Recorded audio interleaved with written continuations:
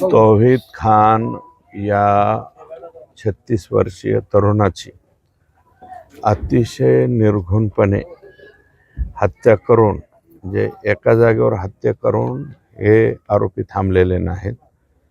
त्यांनी त्याच्यानंतर त्याला गाडीमध्ये फिरवून अनेक ठिकाणावरून आणि शक्यतो असा बनाव करावा की हे लोकांना रेल्वे खाली या तौहीद खान यांचा मृत्यू झालेला आहे अशा प्रकारे दाखविण्याचा प्रयत्न या ठिकाणी केलाय. आज मी इथं आलो, कुटुंबियांची भेट घेतली आणि इतरही काही त्यांचे नातेवाईक मंडळी, सामाजिक काही कार्यकर्ते या सगळ्यांचे काही ऑब्जेक्शन्स आहेत. या बाबतीमध्ये अतिशय चांगला एक सरकारी वकील याच्यामध्ये द्यावा अशा प्रकारची कुटुंबाची मागणी आहे.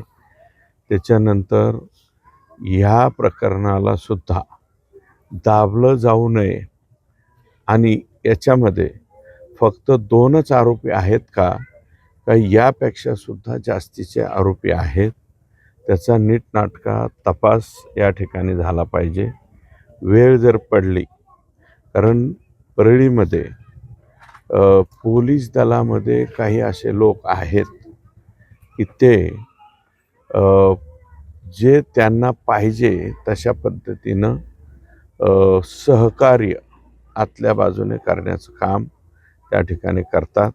असं जर काही वाटलं आणि कुटुंबियांना जर इथे वाटलं तर प्रसंगी याच्यामध्ये SITची सुद्धा स्थापना करावी अशा प्रकारची कुटुंबाची मागणी आहे. आणि ही मागणी निश्चितपणे आता या प्रकरणामध्ये सभागृहामध्ये सुद्धा विषय येईल.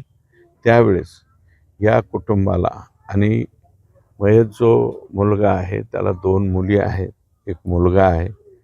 भविष्य खूप लांब त्या ठिकाणी जाते आणि दुर्दैव असं आहे की 26 वर्षाचा एक मुलगा फड आणि 24 आणि 26 वर्ष वय या दोन्ही आरोपींचं.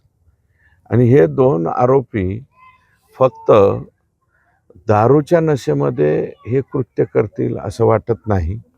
अनेक लोकांचं म्हणणं असं आहे की इथे 24 आणि 26 वर्षच काय, 15 वर्षाच्या मुलांना सुद्धा नको ते काही बी गोष्टी या ठिकाणी मिळत आहेत.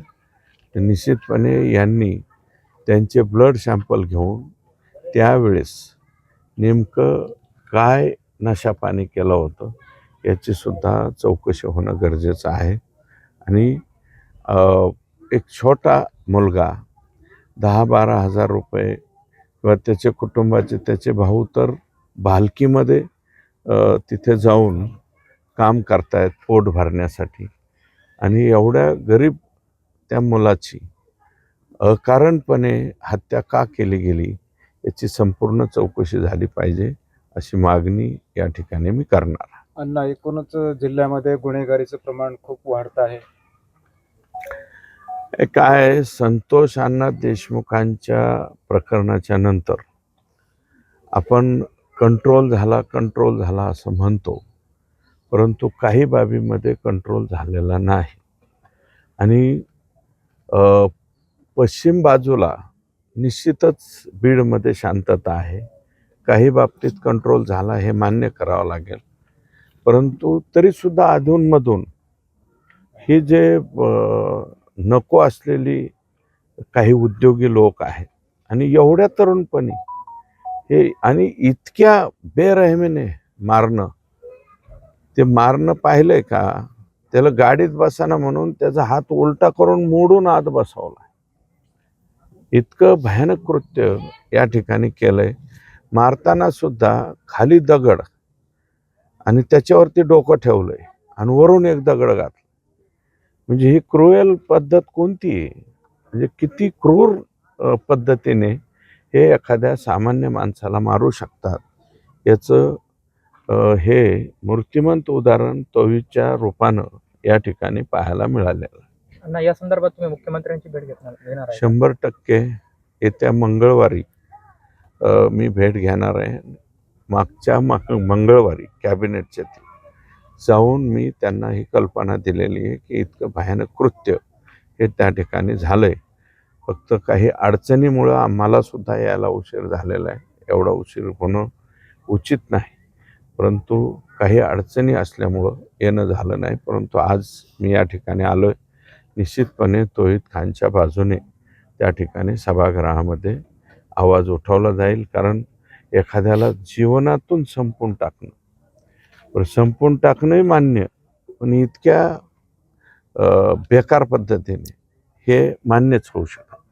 कॉल रेकॉर्डिंगमुळे अण्णा जिल्ह्यामध्ये सामाजिक सलोखा बिघडला आहे. आपण काय आव्हान करणार? आता ते कॉल रेकॉर्डिंगच्या बाबतीत सुद्धा मला असं कळाल्याच्या नंतर मी आता याचे जे इन्व्हेस्टिगेशन ऑफिसर आहेत शिंदे साहेब त्यांच्याशी निश्चितच बोलेल. त्याच्यातले काही वाक्य फार ऑब्जेक्शनेबल आहेत.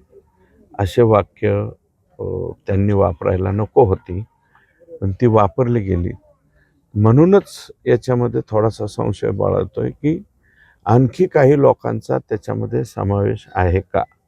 तपासामध्ये जी शंका कुटुंबियांनी आणि इतर लोकांनी या ठिकाणी व्यक्त केलेली आहे त्याच्या बाबतीमध्ये निश्चितच चौकशी झाली पाहिजे असं माझंही मत बनलेलं आहे.